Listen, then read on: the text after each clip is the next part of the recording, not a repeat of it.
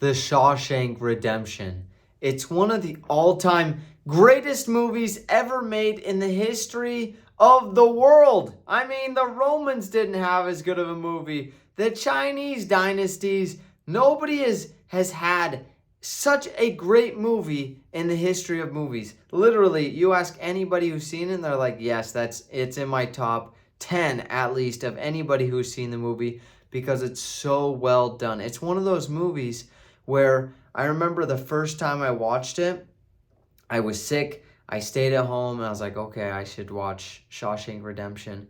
And I remember sitting there and it felt like I was there with him in the prison cell for years and just sitting there. And by the end, I'm crying and I'm like, man, what am I doing with my life? I need to change what I'm doing. I need to make my life more meaningful, more purposeful, so that I can really take advantage of this freedom that I have.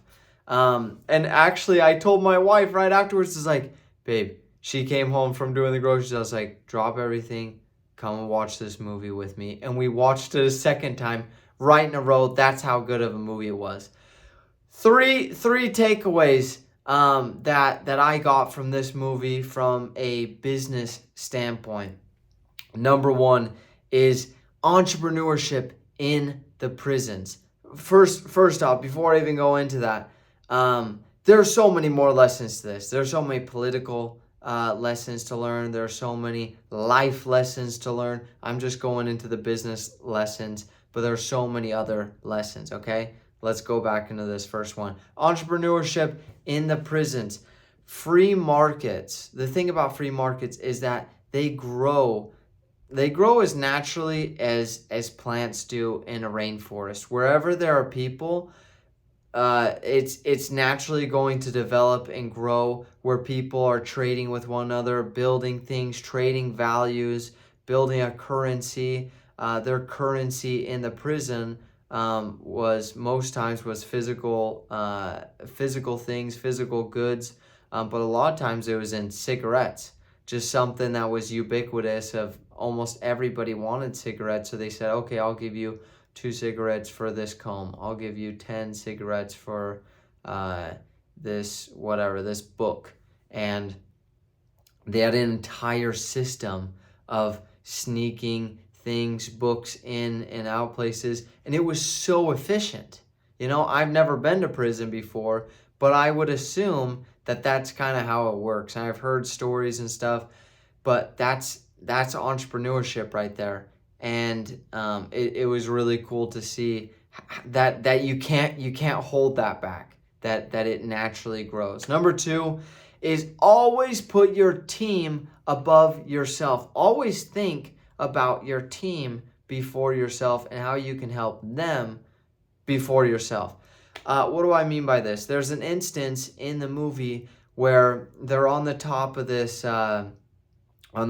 building, scrubbing it away. They're putting like tar on top of. They're retarring the roof, and the main guy hears the head guard talking about how he's having issues with an inheritance that his wife just got, and he's like, yeah, I just got this amount of money. It's not that much money, but yeah. And the guy who was taken to prison was actually a banker before, and he actually approaches him and like from behind, and all the other guards like turn last second. They're like, what are you doing coming up close? And they all pull their guns on him, and he's like, I know a way that you can keep 100% of that inheritance money. And he's like, what are you talking about? And he's like, I know a way. Here's I could explain how you could do it. And he grabs him by his jacket and takes him over to the side of the building, and is like holding him over the building. And he's like, and he starts talking to him. He's like, yeah, I'm sure I don't need to tell you this, but I'm sure you already know that according to this tax code, you can keep all of that inheritance money. He's like, what? Are you that smart, banker? All right, you better start talking. Well, he starts explaining it, and he sells the guard, and he's like, all right, help me keep this money. He sells the guard on it. Guard brings him back. He does it for him. And he's like, well, what do you want out of it? He's like, see all those guys, they've been working hard. I'd love to get all of them some cold beers.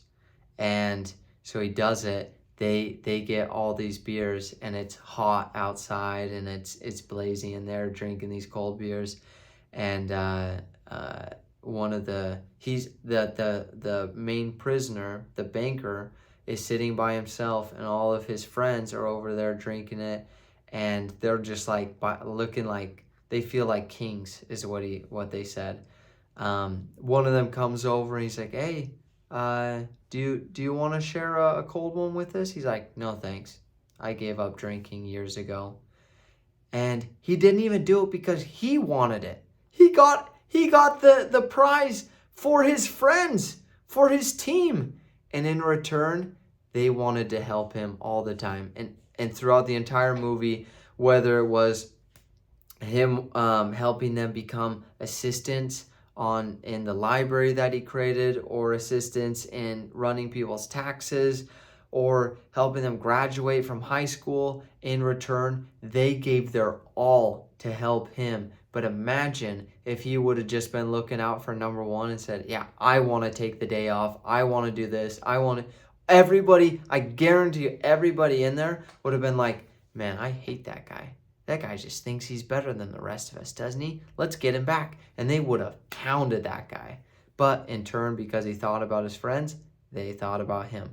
Lesson number 3, this kind of plays into lesson number 2, is the illegal business dealings. Now, if you don't think that people deal illegally, you are very ignorant to the business world. There are many illegal activities that are going on all the time in business, and you just have to be aware of it. We can go into the depths on how and who and that kind of thing another time, but it's important to realize that happens. And if you're not aware of it, you can be put out of business by somebody else who's basically abusing the system. And the way that they abuse the system in this case is the warden, literally, he uses the prisoners to do business dealings. So, for instance, he's like, yeah, we want to go do community service, and we want to go and raise potatoes and sell potatoes to help the community. Well, what he does is he uses all those prisoners as free labor. So he doesn't have to pay. The most expensive part of running a business behind taxes is labor. He doesn't have any labor costs because he uses all these prisoners' labor for free. And then in turn, he can sell the potatoes for way cheaper. And all the business owners are coming to him like, please, like, you're going to run us out of business. We aren't going to have a business if you keep this coming. And people are coming to him, bribing him. He's even willing to kill to keep this business alive and to keep this lie alive. But as we've seen in other movie reviews, the last movie review we talked about this with the movie Colette, is that when you treat others poorly, they will come around. Eventually, they will be in a position of power that they will treat you the exact same or even worse than you treated them. And they'll turn on you so fast, and they'll stab you in the back just like you've been stabbing them in the back because they want revenge. And they either one, they just don't care about you, or two, they really do care about your failure and they want you to fail. And so just like the opposite of the main character, who's the prisoner, who thought about his team and put them first, the warden, who always put himself first, ends up getting betrayed in the end.